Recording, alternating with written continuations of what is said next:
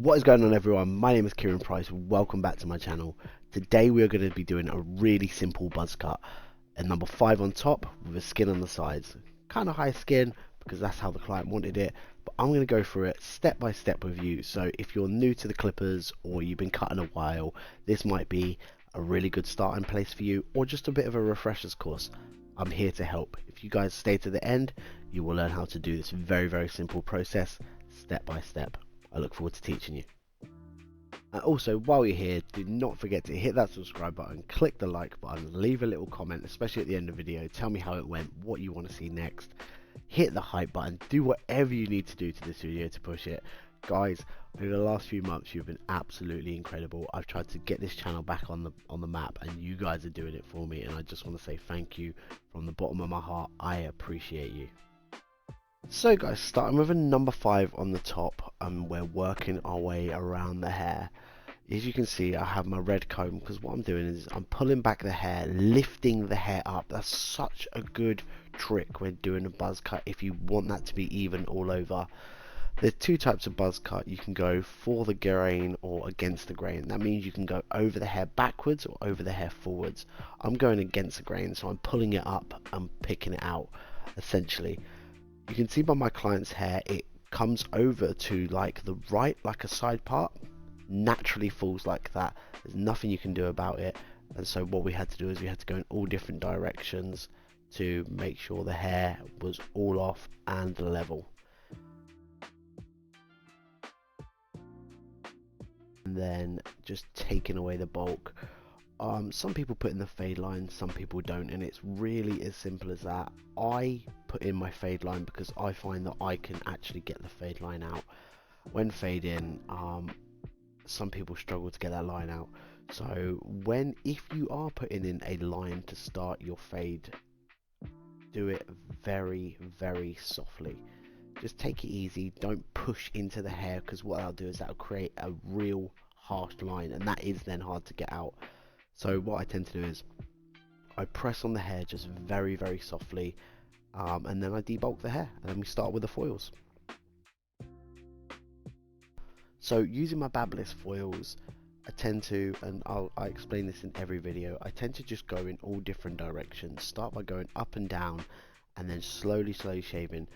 Listen, foils, you can hear them when they're cutting, and you can hear them when they're not cutting. Sorry, you can't hear them when they're not cutting. They feel very smooth. So go over and over and you will hear crispy kind of bites, essentially. As soon as them crispy bites are gone, that means there is no more hair left to cut, and if you carry on going, you will leave your client with a rash. So just be careful, or potentially cut the customer. So then I go in with my number 2, and then my 1.5 open and closed. And now this is my number 1 open. So I'm flicking, I'm stretching, and I'm flicking. You can see my thumb is on the hair, and sometimes I like to get in there a little bit, as I like to say. I like to just push the clipper into the hair slightly, just so I'm making sure I'm not necessarily hurting the client. I'm just putting a bit of tension on it, just to make sure I'm closing that gap. So I'll go 1 open, and then that was my 1 closed. Now I have a weird half guard. So this is my half guard, which is a little bigger than my actual half guard, and I use that open and closed. So it's just before essentially I go onto my wall half guard. These are the half guards, they're just magnetic half guards. I got them, I really like them as kind of an in between the 1 and the half guard. It's my half guard, which I really like it personally, but I don't need to use it, but I just like to use it. So then going in with my actual half guard, as you can see, I'm working on that line, and that's the only thing you're going to see me doing, is working on that line, especially here, where now it's just my clippers and they're open, and almost got them to like a point where I'm using maybe 1 centimeter of the clipper just before I go in, and I just start clearing away that line again, because that's the thing, is getting out that line. And I think that's what a lot of people will struggle with, is getting out that line.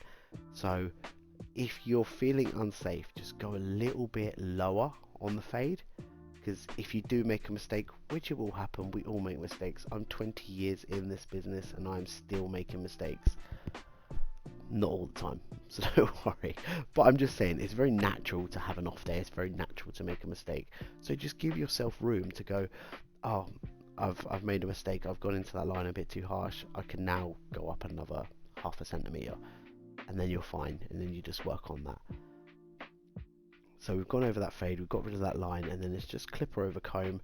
I love the fading clipper as such, and the fading comb, because this is my best bit. This is the bit where you just see the haircut start transitioning into just a perfect haircut. And I work from side to side to side.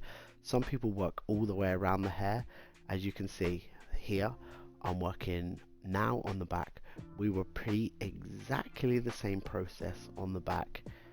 How do you guys cut? Do you guys cut where you would cut essentially all the way around and then go around again and then go around again, creating the haircut?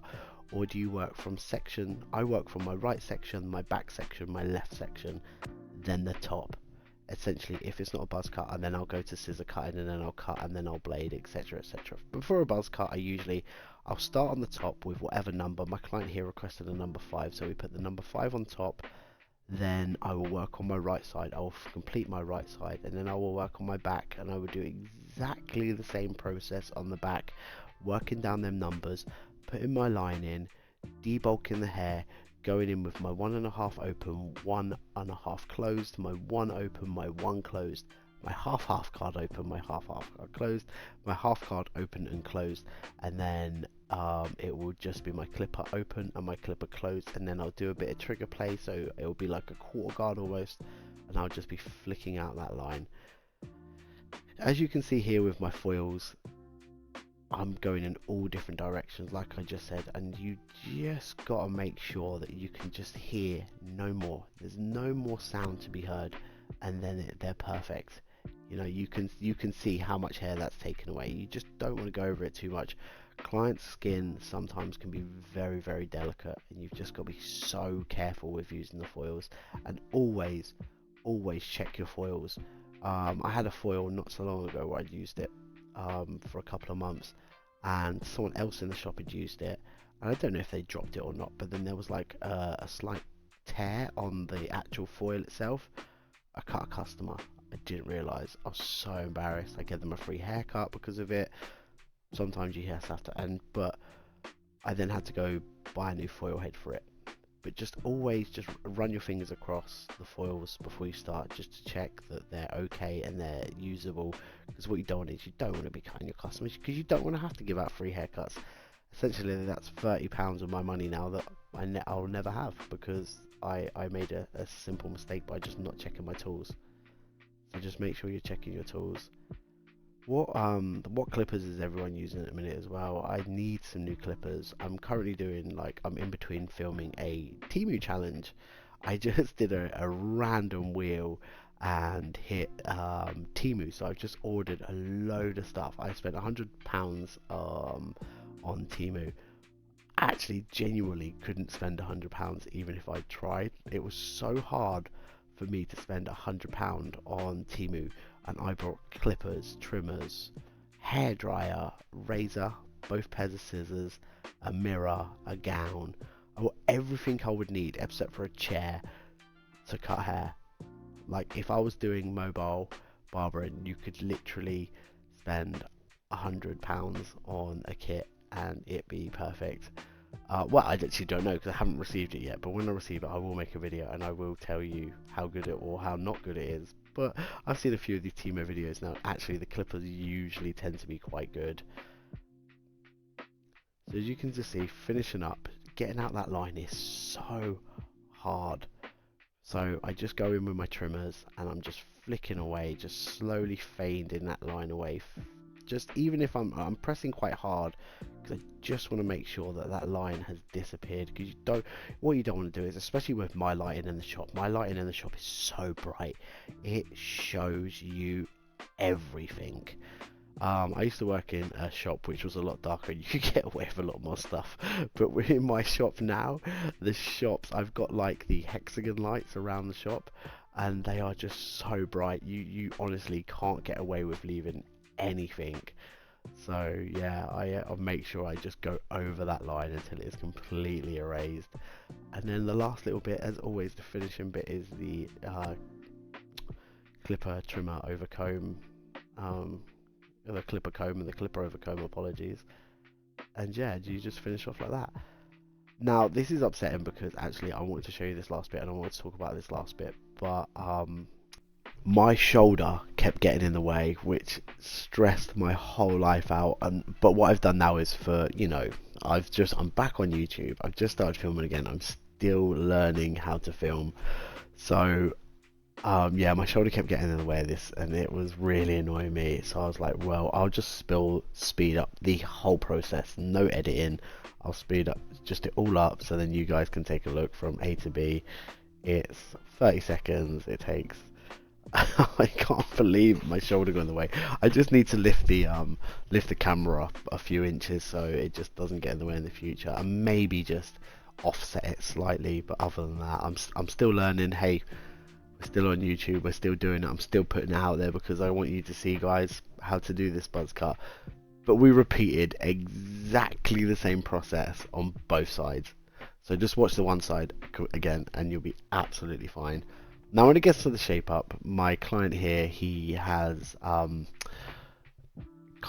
it's a strange because I don't want to push him back, and he does have a slight bit that does push back naturally, as you can see in that left side of his hair there. It's kind of a little bit of a bump. So what I don't want to do is I don't want to be going that far back, so I'm just combing the hair down and then I'm blending it in and I'm leaving that exactly where it is.